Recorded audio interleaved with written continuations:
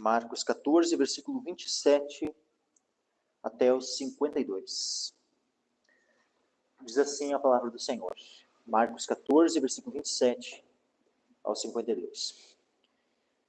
E disse-lhes Jesus: Todos vós esta noite vos escandalizareis em mim, porque está escrito: ferirei o pastor e as ovelhas se dispersarão. Mas depois que eu houver ressuscitado, irei adiante de vós para a Galileia. E disse-lhe Pedro: ainda que todos se escandalizem, nunca porém eu. Disse-lhe Jesus: em verdade te digo que hoje, nesta noite, antes que o galo cante 2 vezes, 3 vezes me negarás. Mas ele disse com mais veemência: ainda que me seja necessário morrer contigo, de modo nenhum te negarei. E da mesma maneira diziam todos também. E foram a um lugar chamado Getsêmani. E disse aos seus discípulos: assentai-vos aqui, enquanto eu oro. E tomou consigo a Pedro e a Tiago e a João, e começou a ter pavor e a angustiar-se. E disse-lhes: a minha alma está profundamente triste até a morte. Ficai aqui e vigiai. E tendo ido um pouco mais adiante, prostrou-se em terra e orou para que, se fosse possível, passasse dele aquela hora. E disse: Abba, Pai, todas as coisas te são possíveis. Afasta de mim este cálice. Não seja, porém, o que eu quero, mas o que tu queres. E chegando, achou-os dormindo e disse a Pedro: Simão, dormes? Não podes vigiar 1 hora? Vigiai e orai, para que não entreis em tentação. O espírito, na verdade, está pronto, mas a carne é fraca. E foi outra vez e orou, dizendo as mesmas palavras. E voltando, achou-os outra vez dormindo, porque os seus olhos estavam pesados, e não sabiam o que responder. E voltou 3ª vez e disse-lhes: dormi agora e descansai. Basta, é chegada a hora. Eis que o Filho do Homem vai ser entregue nas mãos dos pecadores. Levantai-vos, vamos, eis que está perto o que me trai. E logo, falando ele ainda, veio Judas, que era um dos 12, da parte dos principais sacerdotes, e dos escribas e dos anciãos. E com ele uma grande multidão com espadas e varapaus. Ora, o que o traía tinha-lhes dado um sinal, dizendo: aquele que eu beijar, esse é. Prendei-o e levai-o com segurança. E logo que chegou, aproximou-se dele e disse-lhe: Rabi, Rabi, e beijou-o. E lançaram suas mãos sobre ele e o prenderam. E um dos que ali estavam presentes, puxando a espada, feriu o servo do sumo sacerdote e cortou-lhe uma orelha. E respondendo Jesus, disse-lhes: saístes com espadas e varapaus a prender-me, como a um salteador? Todos os dias estava convosco ensinando no templo, e não me prendestes. Mas isto é para que as escrituras se cumpram. Então, deixando, todos fugiram. E certo jovem os seguia, envolto em um lençol sobre o corpo nu. E os jovens lançaram-lhe a mão, mas ele, largando o lençol, fugiu deles. Amém. Até aqui. Irmãos. Podem se assentar.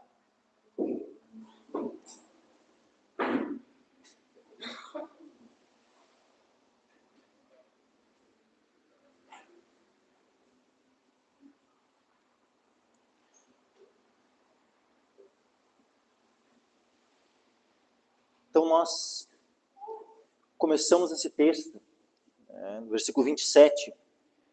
E disse-lhe Jesus: todos vós esta noite vos escandalizareis em mim, porque está escrito: ferirei o pastor e as ovelhas se dispersarão.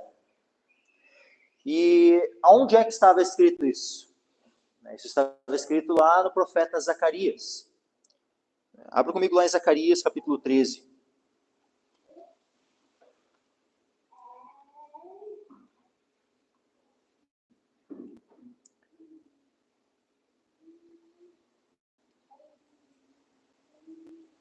Zacarias 13,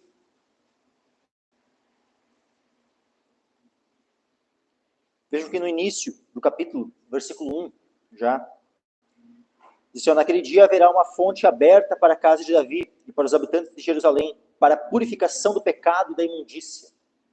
Essa fonte aberta para a purificação do pecado e da imundícia, ela está onde? Né? Quando é que essa fonte foi aberta? É quando Jesus foi morto na cruz. Ali se abriu essa fonte para a purificação do pecado e da imundícia. Um pouco mais adiante nós vemos no versículo 7, Zacarias 13, versículo 7. Ó espada, desperta-te contra o meu pastor e contra o homem que é o meu companheiro, diz o Senhor dos Exércitos. Fere ao pastor e espalhar-se-ão as ovelhas, mas volverei a minha mão sobre os pequenos. Então, olha só que interessante, né? Versículo 7 aqui, quem é que está falando aqui? Quem está falando aqui é o Pai. O Senhor dos Exércitos, né? Diz o Senhor dos Exércitos. Então o Pai está falando aqui a respeito de quem? A respeito do Filho. O Filho é o pastor, o Filho é o bom pastor. O Filho é aquele que diz assim, ó. Pessoal, então o Pai fala, ó espada, desperta-te contra o meu pastor. Ou seja, aquele que é, né, como o meu filho amado, aquele que aquele em quem eu me comprazo. Né? A gente vê várias vezes o Pai falando isso, né? No batismo, lá no Monte da Transfiguração. Eis o meu filho amado, em quem me comprazo. Ele é aquele que foi determinado, né? O Messias, o Cristo, o Filho de Deus. Aquele que é o pastor, o grande pastor das ovelhas. Né? Como a gente vê lá em 1 Pedro, capítulo 5, o sumo pastor. Aquele de quem fala o Salmo 23, né? Tão conhecido. O Senhor é o meu pastor. Nada me faltará. Então, Jesus Cristo é esse pastor. E aí, o que o Pai fala? Desperta-te, né? Falando para a espada. Ó espada, desperta-te contra o meu pastor. Contra o homem, porque Jesus ele é Deus, mas ele se fez homem. Contra o homem que é o meu companheiro. Aquele, né, que estava desde a eternidade em glória junto do Pai. Aquele por quem foi feito o mundo. Como diz lá no Evangelho de João, capítulo 1, versículo 1. No princípio era o Verbo, e o Verbo estava com Deus. Ou seja, é o Filho, eternamente, sempre foi o companheiro do Pai. No princípio era o Verbo estava com Deus, e o Verbo era Deus. Nós vemos em João 1. João 1, agora versículo 2, diz assim, ó. Ele estava no princípio com Deus. Todas as coisas foram feitas por ele. E sem ele, nada do que foi feito se fez. Mas novamente ressalta, ele estava no princípio com Deus. Ou seja, por isso que o Senhor, né, aqui o Pai, fala, né, a respeito de Cristo, né, contra o homem que é o meu companheiro. Diz o Senhor dos Exércitos. E aí, a citação que Jesus traz ali naquele momento. Fere ao pastor e espalhar-se-ão as ovelhas, ou seja, né, as ovelhas serão dispersas e espalhar-se-ão as ovelhas. Mas volverei a minha mão sobre os pequenos, ou seja, isso aqui já dá uma esperança. Depois, as ovelhas vão se dispersar, mas posteriormente elas vão ser ajuntadas novamente. A mão do Senhor vai estar ali novamente, né, sustentando e acolhendo, trazendo novamente, né, essas espalhadas de volta para o aprisco. E o que nós vemos, então? Jesus falando, né? Versículo 27 e 28. É exatamente o cumprimento dessa palavra, dessa profecia registrada em Zacarias. Disse-lhe Jesus, todos vós esta noite vos escandalizareis em mim, porque está escrito, ferirei o pastor e as ovelhas se dispersarão. Mas olha só, lembra que a mão ia se voltar para os pequenos? É o que se cumpre no versículo 28. Ó. Mas depois que eu houver ressuscitado, irei adiante de vós para a Galiléia. Ou seja, como aquele pastor conduzindo o rebanho. Irei adiante de vós, o pastor à frente das ovelhas, à frente dos pequeninos, conduzindo eles lá para a Galiléia. Depois que eu houver ressuscitado, vejam, aqui Jesus está falando da sua morte. Ferirei o pastor, ou seja, a espada iria ferir o pastor. Ele seria morto. Mas como toda vez que Jesus faz referência à sua morte, ele na sequência também faz referência à sua ressurreição. Então, mais uma vez, ele relembra que apesar de, sim, ele iria morrer, mas ele iria ressuscitar. Mas depois que eu houver ressuscitado, irei adiante de vós para Galiléia. Inclusive, quando ele ressuscita, né, os anjos relembram que ele havia dito isso, que ele iria adiante deles para Galiléia.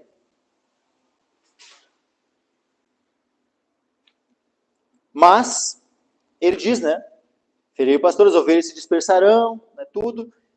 Mas aí o Pedro, né, disse-lhe Pedro, ainda que todos se escandalizem, nunca porém eu. O que ele estava aqui querendo dizer? Que o amor dele por Cristo era maior do que o amor que os outros discípulos tinham por Cristo.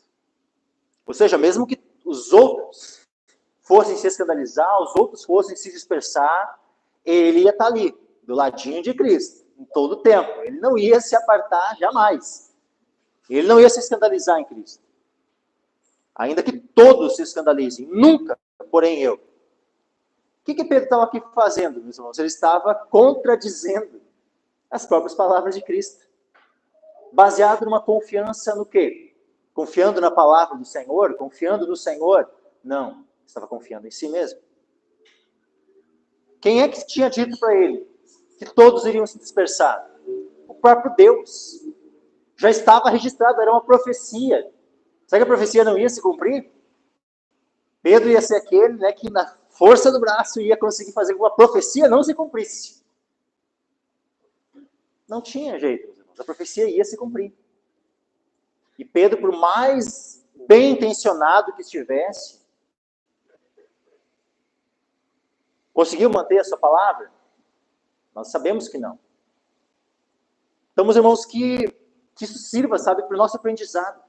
Aquilo que está registrado na palavra, as consequências que vêm, se fizer tal coisa, vai vir tal consequência. Não sejamos nós, sabe, a nos julgar mais sábios do que a Escritura. Que todos nós venhamos a levar a sério todas as advertências da Escritura. E saber que se nós tomarmos tal decisão, vai haver tal consequência. Não vai ser diferente conosco. Não, mas comigo vai ser diferente. Quantos, né? Já tá lá, mocinha, crente, né? Vai lá ver um rapaz do mundo, bonitão e tal, e daí, né?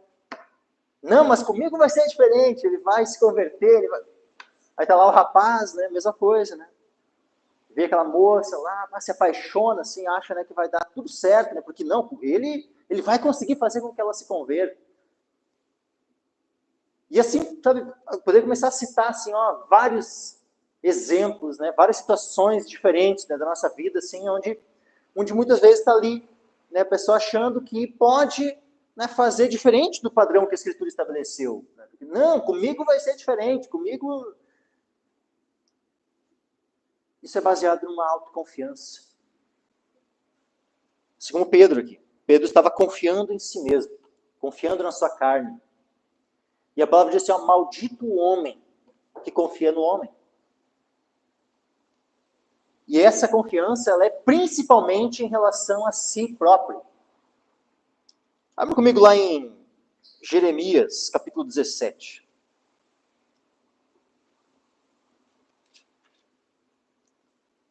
Olha só, Jeremias 17, versículo 5. Assim diz o Senhor, maldito o homem que confia no homem, e faz da carne o seu braço e aparta o seu coração do Senhor. Ou seja, confia no próprio braço, seja no seu ou às vezes no de outro. Então, por exemplo, se nós depositarmos a nossa esperança, a nossa confiança em algum político, não, é o Bolsonaro, é o Lula, é o outro presidente que agora vai se candidatar na próxima eleição. é o governador X, é o prefeito Y. Se nós depositarmos a nossa confiança em qualquer homem, é o Trump lá, vai resolver os problemas do Brasil. Se depositar esperança em qualquer homem. O que diz a palavra? Maldito o homem que confia no homem e faz da carne o seu braço e aparta o seu coração do Senhor. Porque será como a tamargueira no deserto, não verá quando vem o bem. Antes morará nos lugares secos do deserto, na terra salgada e inabitável. Mas agora, por outro lado, olha só o que diz no versículo 7. Bendito o homem que confia no Senhor, e cuja confiança é o Senhor. Porque será como a árvore plantada junto às águas, que estende suas raízes para o ribeiro e não receia quando vem o calor. Mas a sua folha fica verde. E no ano da sequidão não se preocupa, nem deixa de dar fruto. Enganoso é o coração, mais do que todas as coisas, e perverso, quem o conhecerá? Pedro conhecia o próprio coração? Não, Pedro foi enganado pelo próprio coração. Havia uma disposição boa no coração dele? Sim. Ele queria ali permanecer fiel a Cristo. O desejo do coração dele era permanecer fiel a Cristo. Mas ele não estava levando em conta as palavras do próprio Cristo. Para que ele se mantivesse fiel, ele estava confiando nas suas emoções, confiando nos seus sentimentos, confiando na sua força, na força do seu braço. E aí a queda foi grande. Enganoso é o coração. Pedro percebeu amargamente o quão enganoso é o coração. Como essa palavra é verdadeira. Enganoso é o coração mais do que todas as coisas. Porque ele foi enganado pelo próprio coração. Quem o conhecerá? Aí olha o que diz o versículo 10. Eu, o Senhor, esquadrinho o coração e provo as entranhas. Isso para dar a cada um segundo os seus caminhos e segundo o fruto de suas ações. O Senhor conhece os corações. Jesus conhecia o coração de Pedro muito, muito melhor do que o próprio Pedro conhecia. Tanto é que quando Pedro diz, né, ainda que todos se escandalizem, nunca porém eu, disse-lhe Jesus, em verdade te digo que hoje, nesta noite, antes que o galo cante 2 vezes, 3 vezes me negará. Jesus não só conhecia o presente, né, o estado atual do coração de Pedro, mas Jesus sabia o futuro também. Jesus sabia o que queria acontecer na sequência. Jesus rejeitou o apóstolo Pedro, sabendo, né, que ele iria negá-lo. Veja que Jesus já de antemão já tinha dito, né? Depois que houver ressuscitado, irei adiante de vós para Galileia. Ele sabia que todos iriam se apartar dele. Todos iriam abandoná-lo. Ele disse aqui, ó, ferirei o pastor, ó, todos vós esta noite vos escandalizareis em mim. Ele sabia que todos eles iriam abandoná-lo. Que todos iriam ser dispersos. A Escritura precisava se cumprir. Mas mesmo assim o Senhor não os abandonou, o Senhor não os rejeitou. O Senhor disse, depois que houver ressuscitado, irei adiante de vós para a Galileia. Pedro, ele disse aqui, em verdade te digo que hoje, nessa noite, antes o galo cante 2 vezes, 3 vezes me negarás. Aí o Pedro novamente, mas ele disse com mais veemência, ou seja, ele já tinha sido, né, impetuoso antes, mas agora com mais veemência ainda que me seja necessário morrer contigo, de modo nenhum te negarei. De modo nenhum, ou seja, ele já havia negado a palavra do Senhor, né, disse, não vai acontecer isso que está dizendo antes, né, ainda que todos escandalizem, nunca porém eu. Agora ele estava negando novamente, tipo assim, não, Jesus, isso aí que tu está dizendo não vai acontecer. Tipo, olha onde é que estava a cabeça de Pedro para negar aquilo que o Senhor Jesus estava dizendo. Tá, então Jesus era o quê? Era mentiroso. Então Jesus não sabia das coisas, não era profeta. Não era onisciente. Não sabia de tudo que iria acontecer, não sabia do futuro. Ainda que me seja necessário morrer contigo, de modo nenhum te negarei. E da mesma maneira também. Da mesma maneira diziam também todos, né? Diziam todos também. Então os outros disseram a mesma coisa, acompanharam Pedro, né? E disseram a mesma coisa que Pedro. Pode ser que não com a mesma veemência, mas disseram a mesma coisa. Da mesma maneira diziam todos também. Então, todos concordaram com Pedro, todos disseram o mesmo. Ou seja, que ainda que fosse necessário morrer com Cristo, de modo nenhum eles negariam a Cristo. Todos afirmaram a mesma coisa, todos juntamente com Pedro ali, em uníssono. Disseram, não, Jesus, a gente está contigo até a morte, a gente vai morrer contigo, a gente não vai te abandonar, a gente não vai te negar.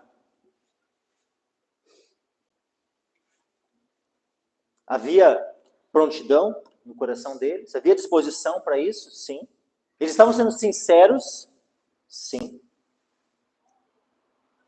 Sabe, meus irmãos, que para que alguém seja salvo, não basta apenas sinceridade. Existem pessoas que estão sinceramente erradas, sinceramente enganadas. Enganoso é o coração do homem. Então, muitas vezes os homens estão sim na sua sinceridade, mas sinceramente erradas. E a sinceridade por si só não salva. Pode um muçulmano crer sinceramente no Alá, no Alcorão e tudo mais? Sim.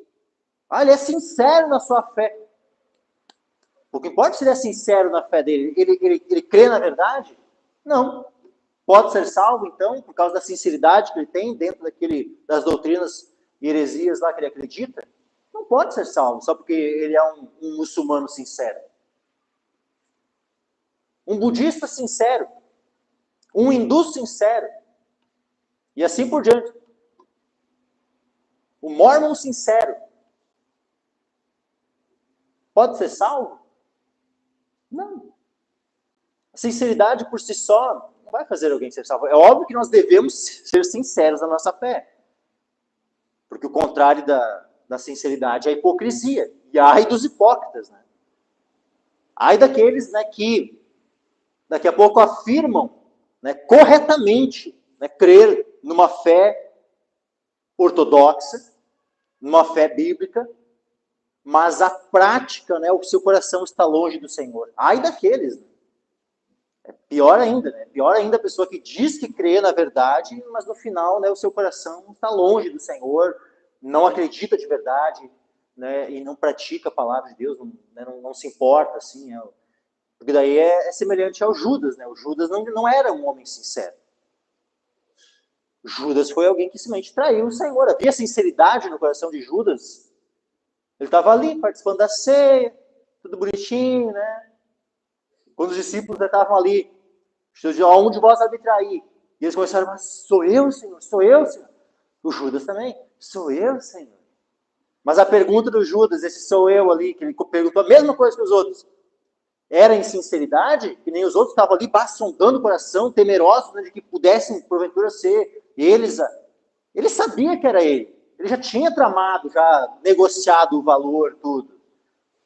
Ele faz a pergunta em hipocrisia plena. Num coração endurecido. Então veja a diferença, né? Era um hipócrita. Então é importante que nós sejamos sinceros na nossa fé. Que nós verdadeiramente, aquilo que nós afirmamos crer, nós creiamos de fato. Mas, né, que nós não confiemos em nós mesmos. Que a nossa confiança não esteja em nós. Que a nossa confiança não esteja, sabe, na nossa sinceridade. Não, eu creio com sinceridade na Escritura. Bênção, isso é maravilhoso que isso seja dessa forma. É importante, sem isso nós não somos salvos. Se nós não crermos com sinceridade na Escritura, nós não somos salvos. Então, tanto aqueles que não creem, tanto aqueles que creem em outras coisas com sinceridade, eles não são salvos, como aqueles que dizem crer, mas não são sinceros, são hipócritas, também não são salvos. Então, só é salvo, óbvio, quem crê na palavra de Deus com sinceridade. Porém, nós não podemos confiar na nossa própria sinceridade. Pedro e os demais apóstolos estavam confiando em si mesmos. Estavam confiando na sua própria força, na sinceridade das suas emoções, dos seus sentimentos, das suas disposições, das suas resoluções. E o fato de confiarem em si mesmos, na sua própria força, fez com que eles caíssem em pecado. Então nós precisamos aprender aonde deve estar a nossa confiança. Precisamos ser sinceros, mas a nossa confiança não pode estar baseada em nós, mas tem que estar baseada no Senhor. Nós não podemos depender e se estribar em nós mesmos, no nosso próprio entendimento. Nós precisamos confiar no Senhor, confiar na sua palavra e depender do Senhor.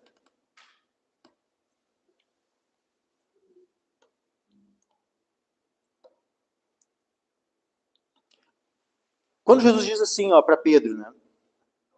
Em verdade, eu te digo que hoje, nessa noite, antes que o galo cante 2 vezes, 3 vezes me negarás. Se nós formos lá para o Evangelho de Lucas, nós veremos algo interessante aqui em relação a esse momento.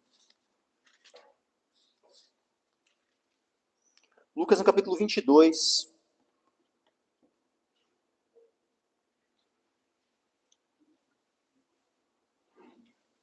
Versículo 31.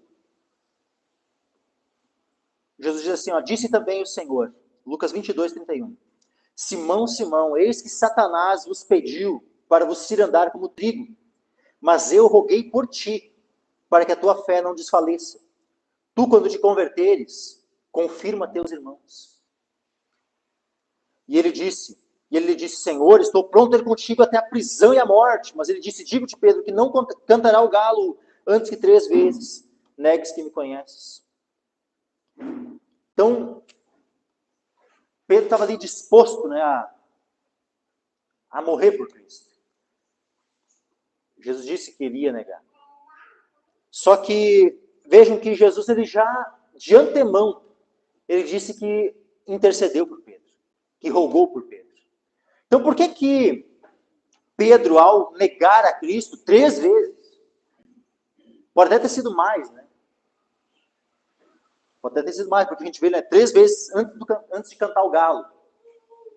Aqui, em Marcos, antes que o galo cante 2 vezes.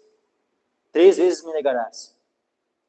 Ou seja, então, se nós formos, né, olhar ali, é possível que tenha sido até mais de 3 vezes. A quantidade de 3 vezes é antes de cantar o galo.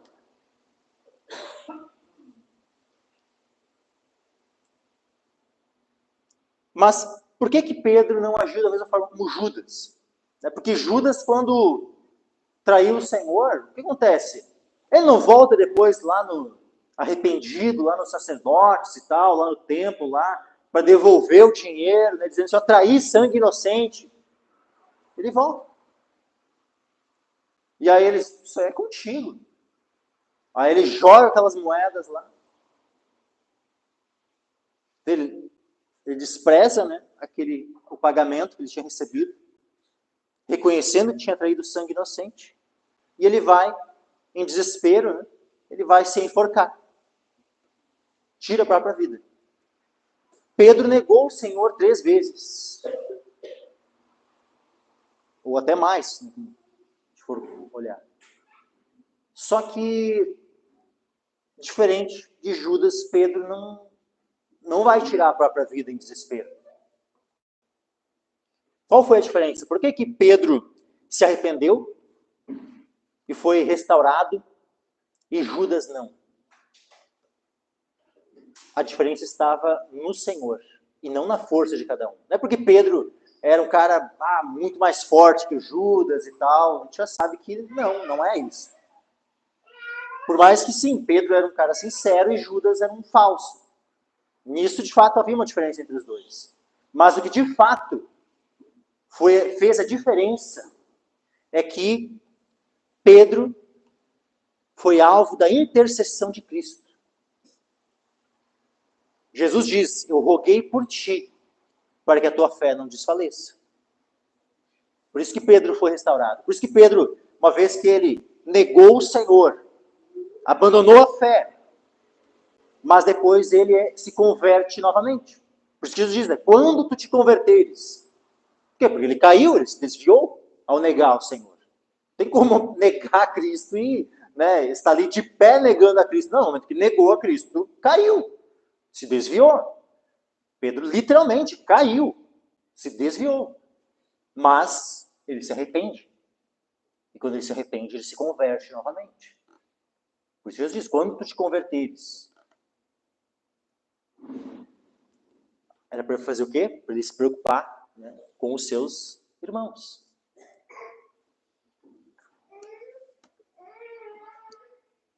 Mas aqui, né, Pedro está naquela disposição. Ainda que me seja necessário morrer contigo, de modo nenhum te negarei. E da mesma maneira diziam todos também. 32, Marcos 14, 32. E foram a um lugar chamado Getsêmani. E disse aos seus discípulos, assentai-vos aqui enquanto eu oro. O Getsêmani, meus irmãos, era um jardim. Um jardim que ficava ao pé do Monte das Oliveiras. Ou seja, Jesus se direcionou mais uma vez para o Monte das Oliveiras. Aquele monte tão tremendo, né? Tão precioso, que se tem um lugar ainda em Israel que eu quero visitar, se Deus permitir, é esse monte, o Monte das Oliveiras. Foram a um lugar chamado Getsemane. Disse a seus discípulos, assentai-vos aqui enquanto eu oro. Mas isso ele falou para 8 dos discípulos. Veja, eram 12, né? Um não estava ali junto, era o Judas, que estava lá com os sacerdotes, com a turba, né, que ia depois vir para prender Jesus. Então, estavam 11. Só que nós vamos ver que 3 deles Jesus vai levar com ele mais adiante. Então, 12 menos 1, menos 3, fica 8. Então, 8 foram esses que Jesus diz, assentai-vos aqui enquanto eu oro. Versículo 33. E tomou consigo a Pedro, e a Tiago e a João, e começou a ter pavor e angustiar-se. Ou seja, ele pegou e separou esses 3 e levou com ele mais adiante. Ele se afastou um pouco da onde ficaram aqueles 8, que ele disse para se assentarem ali, né, enquanto ele orava. Levou consigo, um pouco mais distante, a Pedro, a Tiago e a João. E com esses 3 discípulos, que era aquele círculo mais íntimo dos seus apóstolos, aqueles a quem ele levava, né, em várias circunstâncias, nós vemos, né, quando ele vai lá ressuscitar a filha de Jairo, ele leva só esses 3, Tiago, João, Pedro. Quando ele vai para o Monte de Transfiguração, novamente, ele leva esses 3.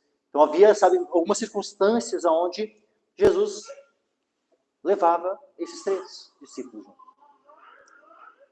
E nesse momento aqui, então, ele toma consigo a Pedro, a Tiago e a João e começou a ter pavor e a angustiar-se. E aqui, se nós formos ver a palavra, né, no grego, para angustiar-se, é uma palavra bem intensa. Então, seria como que e angustiar-se muito, angustiar-se em extremo. Então, uma angústia muito grande tomou conta do coração de Cristo. Um pavor, vamos dizer aqui. E aí Jesus abre o coração para esses 3 apóstolos, para os 3 discípulos, para Pedro, Tiago e João. Olha só, versículo 34, e disse-lhes, a minha alma está profundamente triste, até a morte. Ficai aqui e vigiai. Ele pediu para que aqueles 3 discípulos estivessem ali orando. Ou seja, é como se ele tivesse pedido assim, ó, intercedam por mim, orem por mim, estejam vigiando juntamente comigo. A minha alma está profundamente triste até a morte, ficai aqui e vigiai. E tendo ido um pouco mais adiante, ou seja, mesmo esses 3 aqui, ele já tinha, né, se afastado um pouco dos demais, dos outros 8. Mesmo desses 3 aí, ele pega ainda e se afasta um pouco mais dos 3. Para quê? Para orar a sós, com o Pai. Ao Pai. Tendo ido um pouco mais adiante, prostrou-se em terra e orou para que, se fosse possível, passasse dele aquela hora. Esse momento, meus irmãos, o que está acontecendo aqui com Cristo? Por que há esse pavor, essa angústia, essa tristeza tão grande? Né? Como Jesus diz, essa tristeza até a morte. Né? A minha alma está profundamente triste até a morte. Isso aqui mesmo é o que leva Jesus a essa tristeza, meus irmãos. a esse pavor, a essa angústia, era justamente o peso dos nossos pecados. É dito que Jesus carregou os nossos pecados na cruz. Só que não foi somente no momento lá, quando ele estava na cruz, que o peso dos nossos pecados foram lançados sobre ele. Desde esse momento aqui, o Senhor já começa a sentir o peso dos nossos pecados. E qual é a consequência que ele teria que sofrer? Qual o cálice que ele teria que beber? Muitos olham para essa passagem e então Jesus estava com pavor, com angústia, assim, em relação ao quê? Aos açoites que ele iria receber, ao fato de ele ser morto na cruz, somente isso, então? Com certeza não, meus irmãos. Com certeza não era um medo, uma angústia por causa desses sofrimentos que os homens iriam lhe causar. O capitão da nossa salvação não é menos corajoso do que muitos outros, mártires, que foram para a morte, foram para o Coliseu, foram para tantos locais, sofrendo, morrendo por amor a Cristo com alegria. O que levou Jesus a essa angústia, essa tristeza tão grande, é algo que nenhum homem jamais soube o que é. Porque qual de nós levou o peso dos pecados do mundo?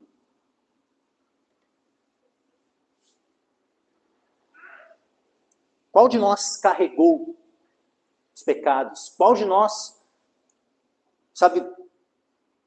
esteve numa situação tal a dizer, como Jesus diz lá na cruz, Deus meu, por que me desamparaste?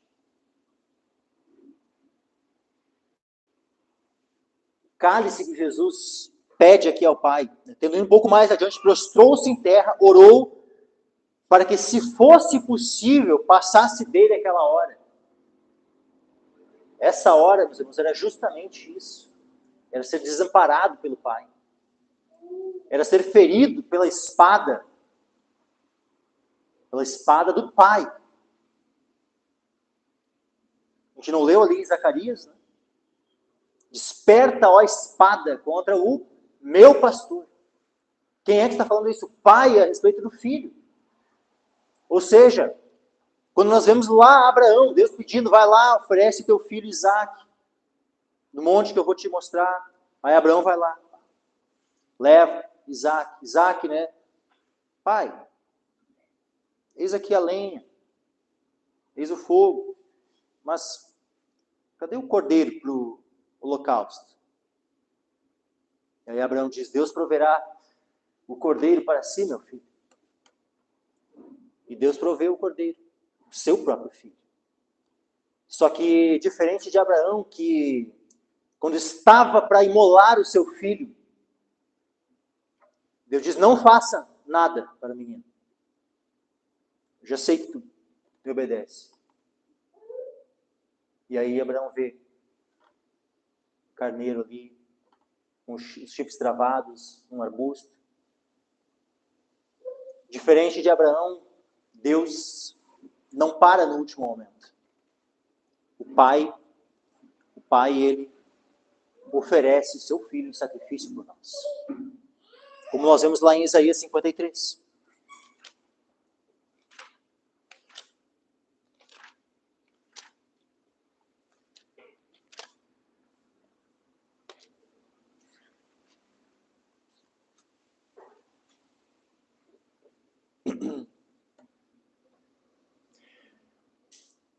Onde diz assim, Isaías 53, versículo 1, quem deu crédito da nossa pregação e a quem se manifestou o braço do Senhor?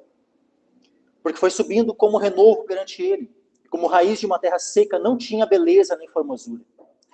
E olhando nós para ele, não havia boa aparência nele, para que o desejássemos. Era desprezado e mais rejeitado entre os homens, homem de dores e experimentado nos sofrimentos.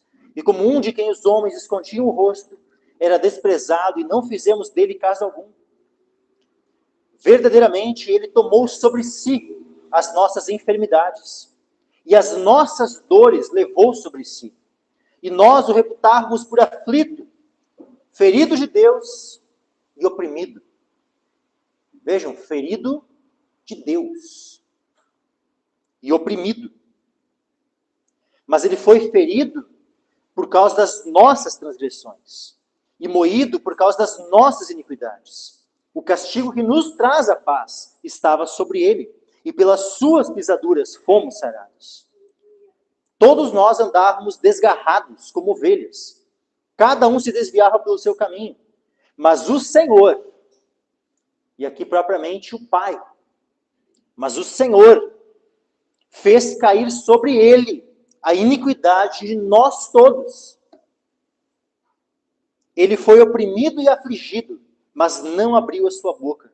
Como um cordeiro foi levado ao matadouro, e como ovelha muda perante os seus tosqueadores, assim ele não abriu a sua boca. Da opressão e do juízo foi tirado. E quem contará o tempo da sua vida? Porquanto foi cortado da terra dos viventes. Pela transgressão do meu povo, ele foi atingido. E puseram a sua sepultura com os ímpios, e com o rico na sua morte, ainda que nunca cometeu injustiça, nem houve engano na sua boca. Todavia, ao Senhor, ou seja, ao Pai, todavia ao Senhor agradou moê-lo, fazendo-o enfermar. Quando a sua alma se puser por expiação do pecado, verá a sua posteridade, prolongará os seus dias, e o bom prazer do Senhor prosperará na sua mão. Ele verá o fruto do trabalho da sua alma e ficará satisfeito com o seu conhecimento. E ficará satisfeito com o seu conhecimento. O meu servo justo justificará muitos, porque as iniquidades deles levará sobre si. Por isso lhe darei a parte de muitos, e com os poderosos repartirá ele o despojo, porquanto derramou a sua alma na morte, e foi contado com os transgressores. Mas ele levou sobre si o pecado de muitos, e intercedeu pelos transgressores. Então, o Senhor, assim como intercedeu por Pedro, o Senhor intercede por nós, meus irmãos. E o Senhor estava aqui, orando ao Pai, prostrado em terra, orando para que, se possível, passasse dele aquela hora. E disse, versículo 36, Abba, Pai, todas as coisas te são possíveis. Afasta de mim este cálice. Não seja, porém, o que eu quero, mas o que tu queres. E aí nós vemos em Filipenses que ele foi obediente. E obediente até a morte, e morte de cruz. Que nós aprendamos, meus irmãos, com o exemplo de Cristo, a orarmos assim como Cristo orou. Não para que simplesmente as nossas vontades sejam feitas, que os nossos desejos se concretizem, que aquilo que nós queremos se estabeleça, mas que estejamos dispostos a sermos obedientes. E quando orarmos, Senhor, afasta de mim esse cálice. Às vezes nós temos alguns cálices bem pequenininhos, jamais podem ser comparados com o cálice de Cristo. Mas quando tivermos algum cálice, algum sofrimento, alguma situação difícil na nossa vida que a gente não quer continuar suportando. Por exemplo, que nem Paulo, um espinho na carne. E se assim como Paulo, nós orarmos 3 vezes, assim como Paulo diz que orou, 3 vezes, para que o Senhor afastasse dele aquele espinho. Se nós orarmos para que os espinhos, para que os cálices se afastem, e o Senhor não quiser que eles sejam afastados, que nós estejamos prontos, assim como Cristo. Não seja, porém, o que eu quero, mas o que tu queres. E que estejamos prontos para ser ministrados, assim como Paulo foi ministrado. A minha graça te basta, o meu poder se aperfeiçoa na fraqueza. Nós venhamos a nos gloriar nas fraquezas, nos sofrimentos. Se isso for redundar para a glória de Deus, se isso, conforme a sabedoria de Deus, for proveitoso para o nosso aperfeiçoamento, que nós tenhamos maior prazer nas fraquezas, nos sofrimentos, do que nas nossas próprias vontades, nos nossos próprios deleites. Abba, Pai, todas as coisas são possíveis. Afasta de mim este cálice. Não seja, porém, o que eu quero, mas o que tu queres. Quando nós orarmos ao Senhor, sejamos sinceros. Cristo, meus irmãos, ele tinha duas vontades. Ele, como Deus, é óbvio que a vontade era de se entregar, morrer. Mas agora, a sua vontade humana, ou seja, a vontade dele em relação à sua natureza humana, era não precisar passar por esse sofrimento. Não precisar passar por esse afastamento para com o Pai. O não ser ferido pelo Pai. O não receber a ira de Deus pelos nossos pecados. Ou seja, há alguma outra possibilidade? Tudo te é possível, Cristo olha. Pai, todas as coisas são possíveis. Afasta de mim este cálice. Não seja, porém, o que eu quero, mas o que tu queres.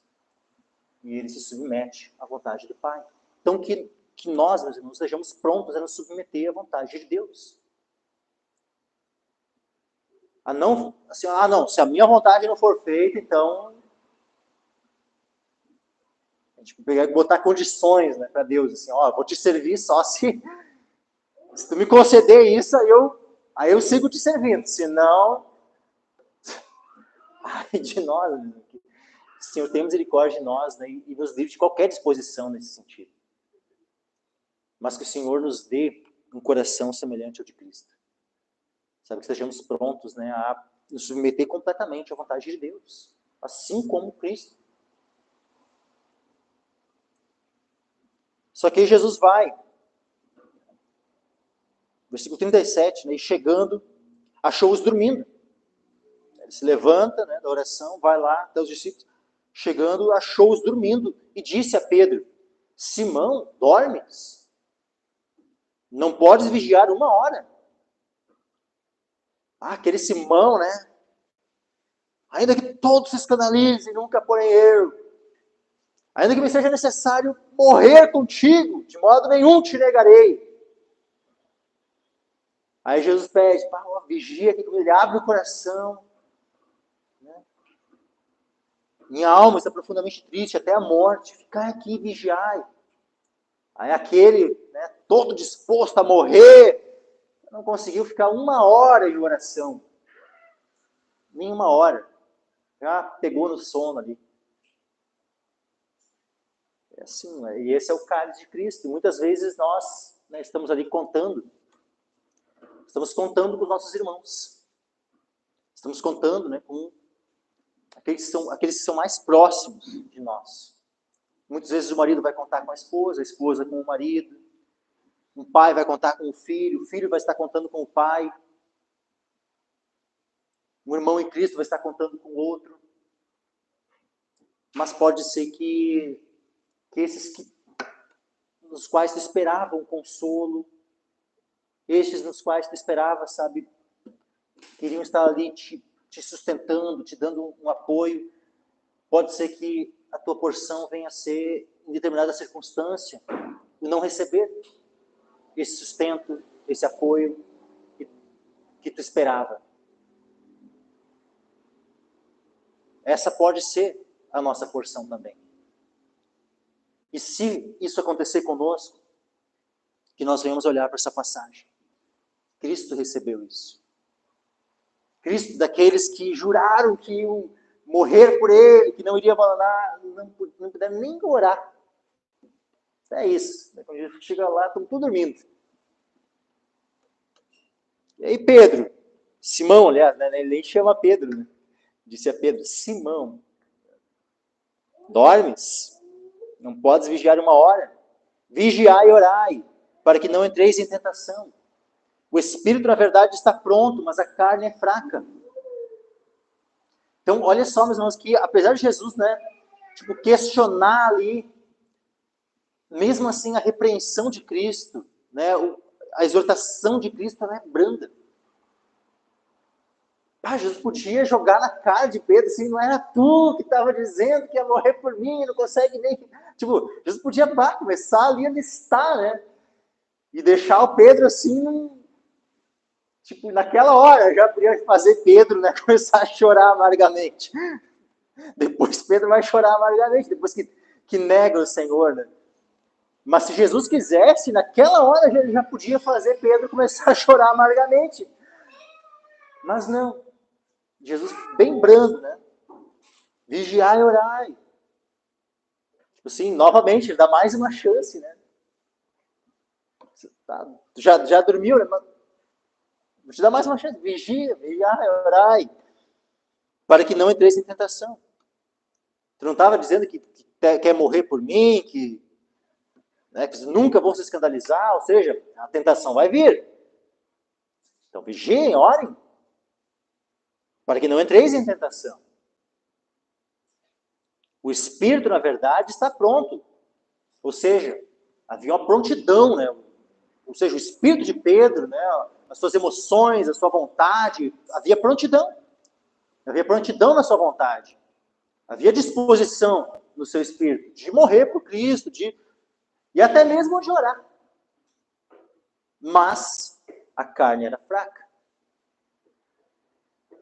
E isso, meus irmãos, que jamais seja desculpa. Sabe que tem gente que usa esse versículo como desculpa. Ah, a carne, sabe que a carne é fraca, né? A pessoa vai lá, peca, cede às tentações. E aí usa essa passagem aqui para dizer assim, ah, sabe que a carne é fraca, né? Quando Jesus diz assim, ó, a carne é fraca, não é para desculpar os nossos erros, os nossos pecados. Não é para nos desculpar. Jesus ele está nos alertando. É um alerta para que não pequemos, para que nem entrar em tentação nós entremos. Jesus está informando a cada um de nós de que a nossa carne é fraca, ou seja, nós não podemos confiar na nossa carne. Aquele Pedro e os demais apóstolos que estavam dispostos, né, em seus espíritos a morrer por Cristo, a não abandonar Cristo, eles estavam fazendo isso baseado numa confiança em si mesmo, na força do seu braço, na força da sua carne. Só que força a carne tem? A carne é fraca. A carne não tem força para se sustentar a si mesma. Então Jesus está alertando. A carne é fraca. Então se vocês querem resistir, não confiem na carne. Porque a carne é fraca. E se vocês dependerem da carne, se dependerem simplesmente da disposição de vocês, vocês não vão conseguir resistir às tentações. Não vão entrar na tentação e vão cair. Então, orem. Porque como é que a gente faz para não confiar em nós mesmos? E para confiar no Senhor? Orando. Quando nós oramos, nós estamos, com a oração, dando um sinal, dizendo que nós não estamos confiando em nós, mas no Senhor. E a nossa confiança tem que estar no Senhor. E se nós confiamos no Senhor, nós vamos buscar a força no Senhor, por meio da oração.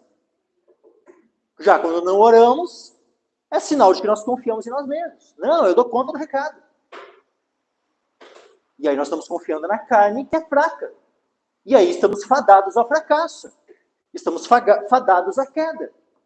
Se nós não orarmos e decidirmos confiar em nós mesmos. Então não confia em ti mesmo. Confia no Senhor. E demonstra essa confiança no Senhor orando, buscando a sua face.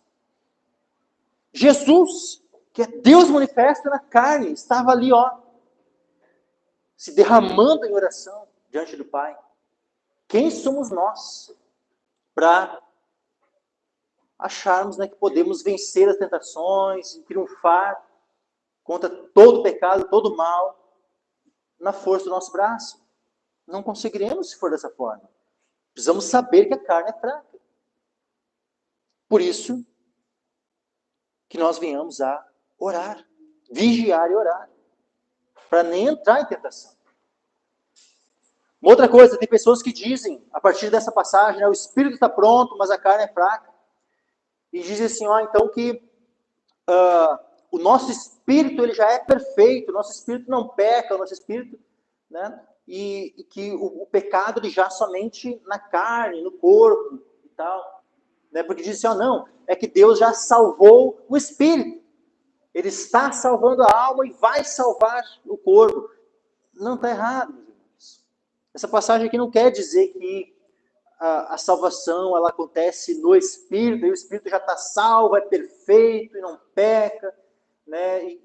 Mas a carne aqui é pecaminosa, a carne aqui é fraca e tal. Não, não é isso. Esse versículo não está querendo dizer isso. Porque afinal, 2 Coríntios, capítulo 7, versículo 1, diz que nós devemos aperfeiçoar a nossa santificação em relação às impurezas, tanto da carne como do espírito. Então quer dizer que o espírito não está pronto ainda nesse sentido, né, de já estar perfeito. Quando fala que o espírito está pronto, não é pronto no sentido de estar perfeito diante de Deus, de não ser possível que o espírito peque ou coisa do tipo. Não, não é isso. Afinal, quando nós pecamos, meus irmãos, é o nosso ser por inteiro que peca. Nós pecamos com espírito, alma e corpo. Não é só o corpo que peca, e o espírito está lá bonitinho, isento do pecado. Quando nós pecamos por inteiro. O nosso ser completo peca. Espírito, alma e corpo. Por isso, a nossa santificação, ela está relacionada não só à conduta exterior do corpo, não só à mortificação da natureza pecaminosa, carnal.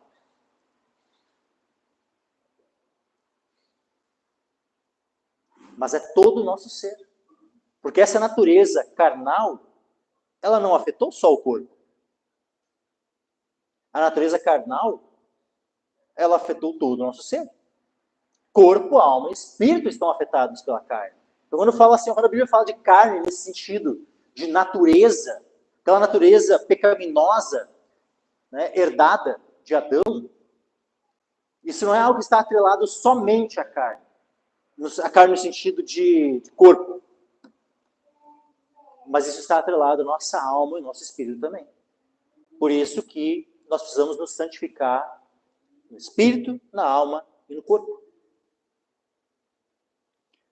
E quando fala que o espírito, na verdade, está pronto, isso fala da disposição do coração apenas. Ou seja, havia uma prontidão para morrer, uma prontidão para não negar, não abandonar a Cristo. Então, estar pronto é no sentido de haver prontidão. Ou seja, de haver disposição. É como se assim, o espírito está disposto. É nesse sentido. O espírito está disposto, mas a carne é fraca. Ou seja, se vocês não orarem, não vigiarem, e não buscarem força em Deus, vocês não vão conseguir cumprir com essa disposição, com essa prontidão que há no espírito de vocês. Porque a carne de vocês vai levar vocês ao pecado. E aí, mesmo com essa exortação de Cristo, né? Vigiai e orai para que não entreis em tentação, o espírito na verdade está pronto, mas a carne é fraca. Eles aí começaram a orar e tal. Não. Diz assim, e foi outra vez e orou dizendo as mesmas palavras. Ou seja, quais as mesmas palavras? Abba, Pai, todas as coisas que são possíveis, afasta de mim este cálice, não seja, porém, o que eu quero, mas o que tu queres.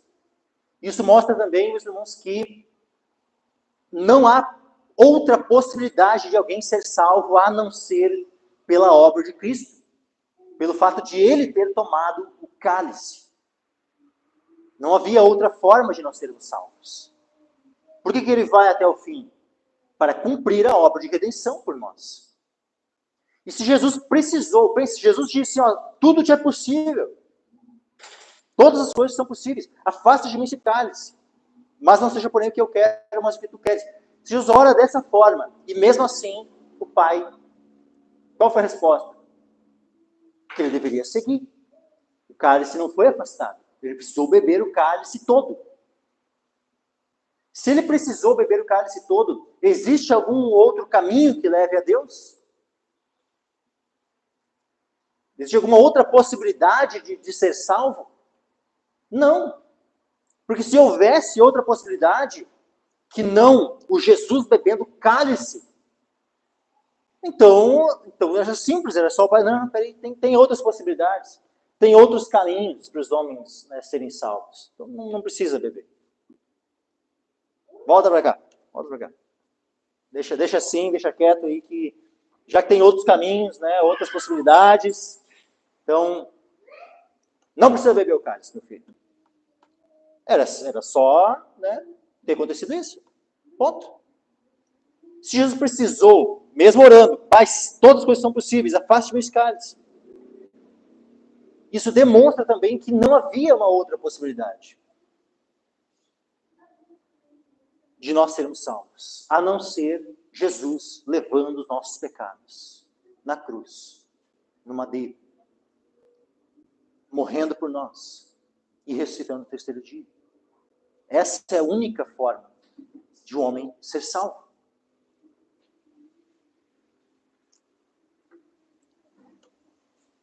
E voltando, versículo 40, e voltando, achou-os outra vez dormindo, porque os seus olhos estavam pesados e não sabiam o que responder-lhe. Pensa, agora, novamente, né? Jesus foi a segunda vez orar e volta, eles estão novamente dormindo. Jesus pega eles, acordam, né? Só que, tipo, o que eles iam responder, né? Não sabiam o que responder. Seus olhos estavam pesados. Aí Jesus volta a terceira vez, né, para a oração. Aí depois de voltar a terceira vez a orar, volta a terceira vez, né, ter com eles lá, com os dormiocos. E voltou a terceira vez e disse-lhes, dormi agora e descansai. Entendam que isso aqui é uma ordem de Jesus, sabe? Está no imperativo. Dormi agora e descansai. Só que eu entendo, meus irmãos, que essa ordem de Jesus aqui, ela está sendo dada em ironia. Por quê? Porque na primeira vez, Jesus não pergunta, Simão, dormes? Na segunda vez ele chega, eles estão ali, nem sabem o que responder. Na terceira vez, Jesus, continue dormindo aí. Dorme, descanse. Basta. E aí Jesus diz, é chegada a hora. Eis que o Filho do Homem vai ser entregue nas mãos dos pecadores. Levantai-os, vamos. Eis que está perto que me trai. Então, assim, que triste, sabe? Nesse momento de angústia de Cristo, nesse momento, sabe, onde quando ele está ali em oração, meus irmãos, e nós lemos lá no Evangelho de Lucas, quando ele ora, Pai, todas as coisas são possíveis, afaste de mim esse cálice, não seja porém o que eu quero, mas o que tu queres. Ele está ali orando, meus irmãos. Nós já vimos, ele estava profundamente triste até a morte. Ele estava, sabe, como diz ali, ele começou a ter pavor, a angustiar-se. E lá em Lucas diz que ele começou a suar gotas de sangue.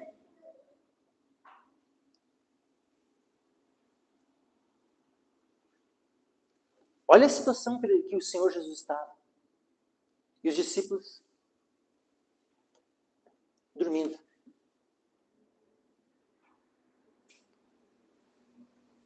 Aí chega esse momento,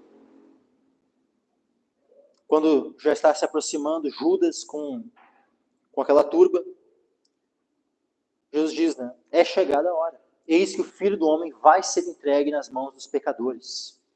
Tu vê, tudo isso estava como que, sabe, Jesus falava, Jesus dizendo, onde vós vai me trair. E mesmo assim, parece que, sabe, os discípulos estavam ali meio que num torpor, assim. Mas mesmo assim o Senhor os abandona, o Senhor rejeita eles, mesmo eles tendo sido tão negligentes, mesmo eles tendo sido tão, sabe, tipo um certo descaso, né, para com o Senhor nesse momento de maior angústia, uma certa indiferença em relação a Cristo, mesmo, né, havendo uma prontidão no coração deles de morrer por Cristo, de, né, não o abandonar, mas ali, né, dormindo naquele momento em que deveriam estar vigiando, orando. Mas mesmo assim o Senhor não os abandona. Mesmo o Senhor Jesus sabendo que eles iam agir dessa forma, o Senhor lembra que ele já tinha dito, né? Depois que houver recitado, irei adiante de vós para a Galileia. Então, meus irmãos, que, sabe, tem situações onde nós acabamos pecando contra o Senhor. E quando eu digo isso, meus irmãos, o objetivo não é que alguém se sinta à vontade para pecar. Não, jamais, que nós não pequemos. Mas se nós pecarmos, que nós possamos confiar na misericórdia e no amor de Cristo por nós, meus irmãos. Que nós possamos descansar no seu sacrifício que foi feito por nós. Que nós temos um advogado para com o Pai, um intercessor para com o Pai. Que o mesmo que não desamparou, não abandonou os seus discípulos, mesmo eles o havendo negado, o abandonado na hora em que ele mais precisava deles, que esse mesmo que não os abandonou, ele foi abandonado, mas ele não os abandonou. Ele foi negado, mas ele não os rejeitou. Que nós venhamos a confiar no Senhor. Confiar no seu amor, na sua misericórdia. Levantai-vos, vamos, eis que está perto o que me trai. Versículo 43, e logo, falando ele ainda, veio Judas, que era um dos 12, da parte dos principais sacerdotes e dos escribas e dos anciãos. E com ele uma grande multidão, com espadas e varapaus. Ora, o que o traía, tinha-lhes dado um sinal, dizendo, aquele que eu beijar, esse é, prendei-o, levai-o com segurança. Então aqui o Judas já tinha, né, dado as instruções de como é que eles iam fazer. Porque eles iam chegar lá de madrugada, era bem escuro, ainda mais, né, num tempo que não é que nem hoje, né, que tinha essa... Eu acho que eles poderiam, né, estar ali com tochas, alguma coisa assim, né, mas, independente, não tinha a iluminação, né, que se tem hoje. Ou seja, era muito mais escuro, né, do que são as cidades hoje. Fora que ali não era dentro da cidade, ainda era afastado, era no Monte das Oliveiras, no jardim do Getsêmani. Então eles chegaram lá, e Judas, né, uma vez que era de noite e tal, ele é quem poderia, né, reconhecer o Senhor. Muitos daqueles soldados que estavam ali com ele, aqueles homens e tudo mais, né, não teriam condições de reconhecer Jesus, especialmente no meio da noite.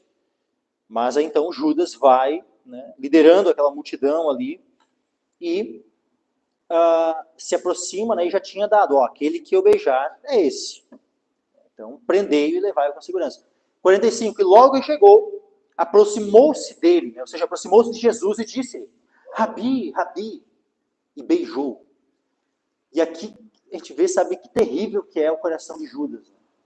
Porque ele se aproxima de Cristo, saúda, né, o Senhor como seu mestre, né, uma saudação dupla, né, Rabi, Rabi.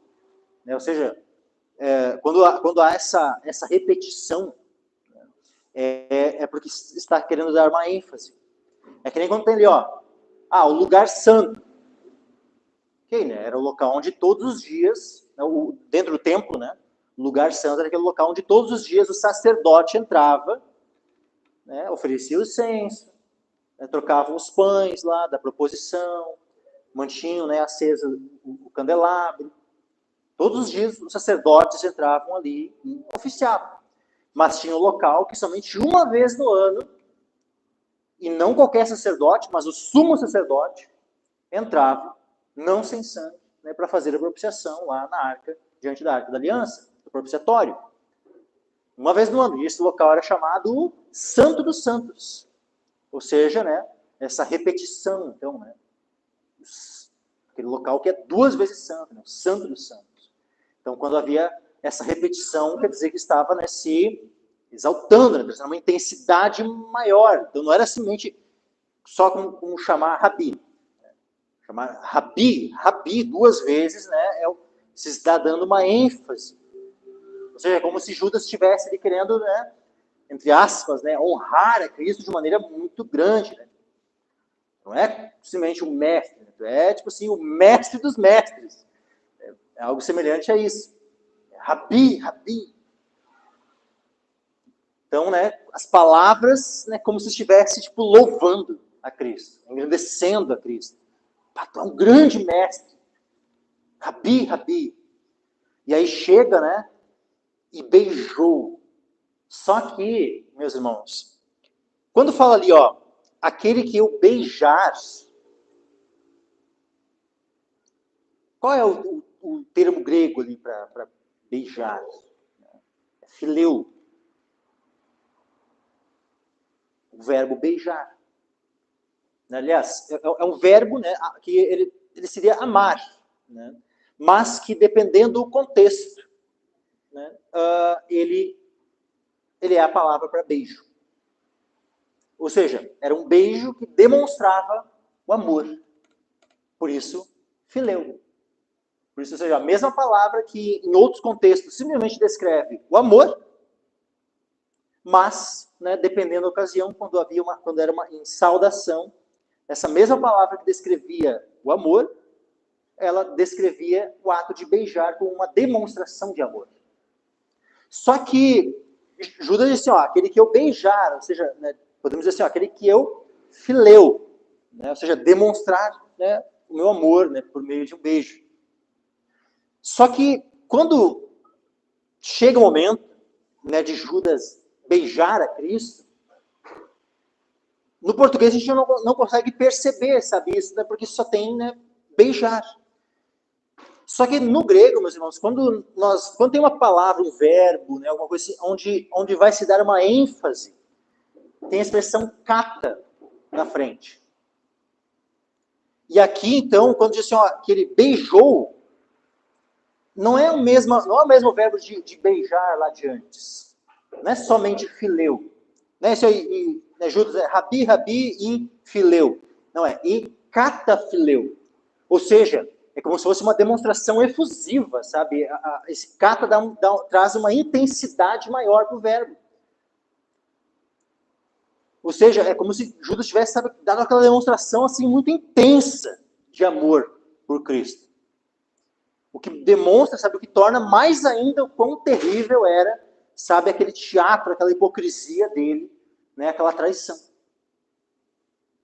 Porque ele diz, né, vou beijar, né, e aí ele poderia simplesmente, né, e dar um, tipo assim, aquele beijinho bem tímido, assim, né, só para demarcar, mas não. Ele dá um beijo, né, com intensidade, assim, como, sabe, se estivesse demonstrando um grande amor por Jesus, assim.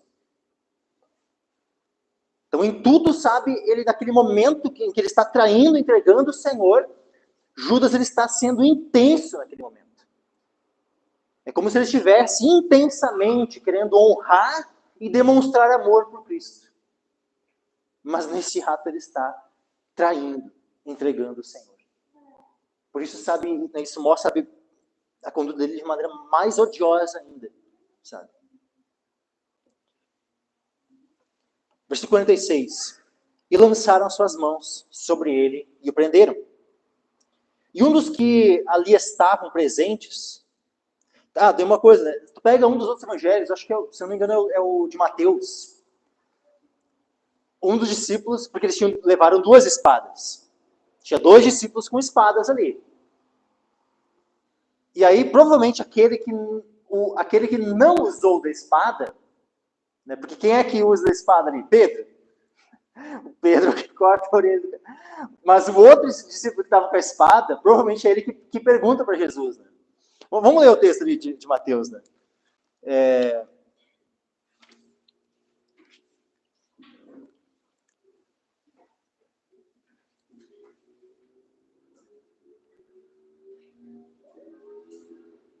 Deixa eu ver. Não, perdão, acho que não é no. Não é em Mateus. Deixa eu pegar aqui o outro texto. Acho que é Lucas.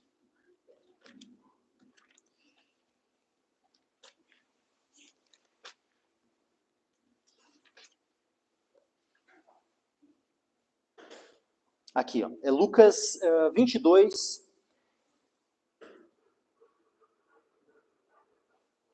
Versículo 47 em diante. Lucas 22, 47. Estando ele ainda a falar, surgiu uma multidão, e um dos 12, que se chamava Judas, ia adiante dela. E chegou-se a Jesus para o beijar. E Jesus lhe disse, Judas, com um beijo traz o filho do homem? E vendo os que estavam com ele, o que ia suceder, disseram-lhe, Senhor, feriremos a espada? E um deles feriu o servo do sumo sacerdote e cortou-lhe a orelha direita. Então, tu vê que não diz que aquele discípulo que perguntou foi o que feriu. Né? O que dá a entender ali é que o outro, que estava com a espada aqui, feriu. Ou seja, o Pedro não perguntou nada, o Pedro só foi, né? Mas o outro discípulo que estava com a espada perguntou, Senhor, feriremos a espada? Né? Ou seja, a gente te defende, né? Usando a espada aqui, vamos lutar contra isso. Né? Aí o Pedro não quis nem ouvir a resposta de Jesus, né? Se era para ferir ou não. Só foi, né? Só feriu. Aí voltando aqui para Marcos, né? Voltando para Marcos, daí diz assim, e um dos que ali estavam, 47, né? 14:47, e um dos que ali estavam presentes, puxando a espada, feriu o servo do sumo sacerdote e cortou-lhe uma orelha. O que acontece? Nesse momento, aqui em Marcos não está registrado, mas em Mateus tem ali o registro. Ó. Mateus, no versículo 51, diz assim, ó, eis Mateus 26:51. E eis que uns que estavam com Jesus, estendendo a mão, puxou da espada e, ferindo o servo do sumo sacerdote, cortou-lhe uma orelha. Então Jesus disse-lhe, embainha a tua espada, porque todos os que lançarem mão da espada, a espada morrerão. Ou pensas tu que eu não poderia agora orar a meu Pai, e que ele não me daria mais de 12 legiões de anjos? Como, pois, se cumpririam as escrituras que dizem que assim convém que aconteça? E então disse Jesus à multidão, saístes como para um salteador com espadas e varapaus para me prender? Todos os dias me assentava junto de vós ensinando no templo, e não me prendestes. Mas tudo isso aconteceu para que se cumpram as escrituras dos profetas. Então, ele complementa, né? Jesus, né, diz, ó, embainha a tua espada, né, para Pedro. Então Jesus repreende a Pedro ali. Jesus repreende aquela multidão que estava ali para prendê-lo, né? Porque, voltando agora para Marcos, né? Olha o versículo 48, né? Respondendo, Jesus disse-lhes, saístes com espadas e varapaus a prender-me como a um salteador? Ou seja, precisava tudo isso? Né? Como se eu fosse aqui um bandido, um cara, né, que fosse atacar vocês e tal. Precisava toda essa turba aí para me prender? Todos os dias estava convosco ensinando no templo e não me prendestes? Mas isto é para que as escrituras se cumpram. Então, deixando todos, fugiram. Então, todos os discípulos deram no pé. E aí se cumpre a palavra de Jesus. Todos vós esta noite vos escandalizareis em mim, porque está escrito, ferirei o pastor e as ovelhas se dispersarão. Então, as palavras de Cristo se cumpriram. Né? Aqueles discípulos estavam ali até então, né? Feriremos a espada. Pedro, né? Estendendo ali e tal. Na sequência, imediatamente, né? Aquela coragem, né? Ou não dá nem para dizer que era uma coragem, né? Porque pode muito bem ser uma reação, né? de medo, né? Aquela tensão, aquele medo, assim, aquela reação, tentativa, né? Mas imediatamente eles todos fogem, né? Estão deixando todos fugir. E certo jovem o seguia, envolto em um lençol sobre o corpo nu. E os jovens lançaram-lhe a mão, mas ele, largando o lençol, fugiu deles nu. Interessante que essa passagem aqui breve, né? Esse jovem que seguia a Cristo aqui, só aparece em Marcos. Não aparece em Mateus, nem Lucas, nem João. Alguns chegam até a dizer que uma vez só aparece em Marcos, que esse jovem aqui poderia ser o próprio Marcos. Vamos dizer que não, né? Que não seja possível. Né? Mas, independente, é possível que, uma vez que Marcos, ele é aquele que andou junto com Pedro, né? Ou seja, nós vemos, né, por exemplo, lá Pedro, na sua carta, né, ele fala de Marcos. Então, nós vemos lá, ó, 1 Pedro, capítulo 5, e no versículo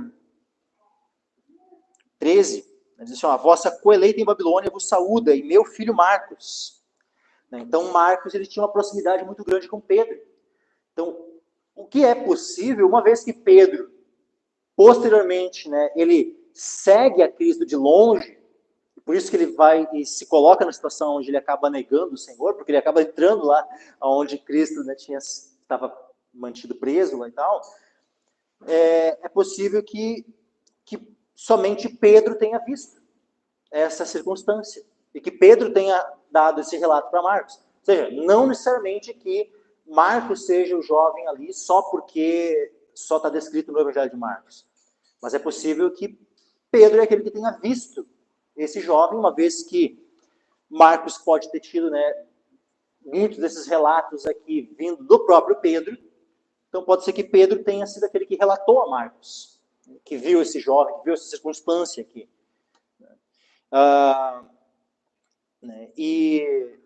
Então é possível, né, que fosse simplesmente daqui a pouco, né, estava ali, morava ali perto da situação que estava acontecendo as coisas, viu a movimentação, barulho, estava dormindo em casa, daqui a pouco um calor, né? Esse nu ali, entendam que muitas vezes o nu na escritura não é completamente, né, sem nada. Às vezes o nu é no sentido, tipo assim, até está ali com digamos assim, com calções, alguma coisa assim, mas está ali sem nenhum tipo de cobertura, né, no tronco, assim e tal.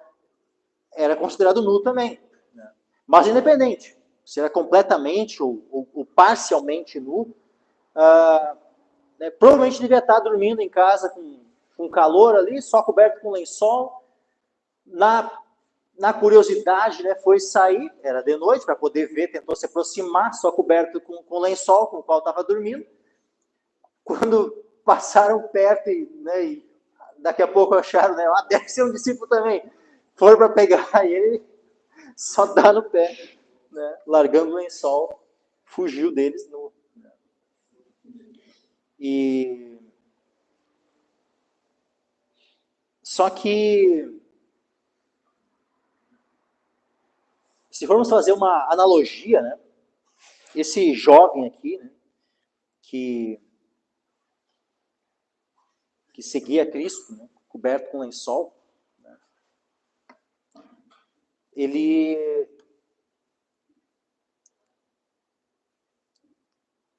aponta assim, né, para aqueles que abandonam a cobertura que tinham, né, simplesmente para proteger a sua vida pelo medo. Então, que foi algo muito semelhante com o que aconteceu com os demais discípulos. Eram guardados pelo Senhor. O Senhor Jesus mesmo diz, né, que aqueles que eram as suas ovelhas, eles tinham sido confiados a Ele, né, nenhum deles se perdeu. Mas, né, no temor, né, do momento, o que eles fazem? Todos eles abandonam tudo e simplesmente fogem. Né? Mas é isso. Semana que vem nós damos continuidade, né, a exposição aqui de Marcos. Vou chamar aqui o André para concluirmos.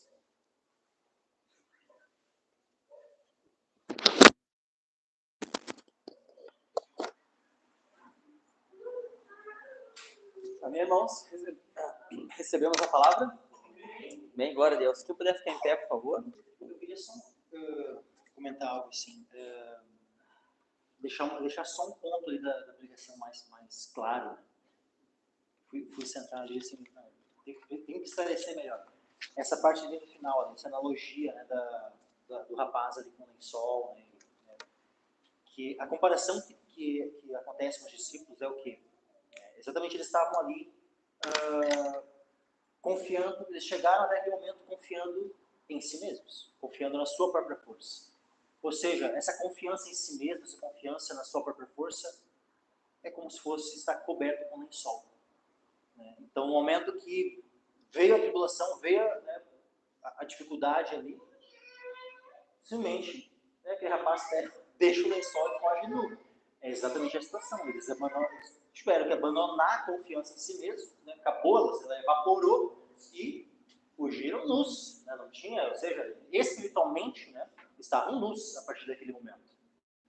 Por quê? Porque a confiança que eles tinham, aquilo que eles achavam que iria cobri-los, né, era um mero lençol, ou seja, uma mera confiança na sua própria força.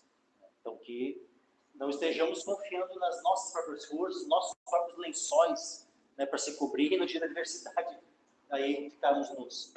Que estejamos revestidos, né, com a graça, né, com a provisão de Cristo para nós, ou seja, confiando no Senhor, que Ele tem vestes para nós, né, para que no dia da adversidade nós não venhamos a fugir nus, mas estejamos espiritualmente vestidos, revestidos de Cristo. Amém? Estamos despedidos na graça e na paz.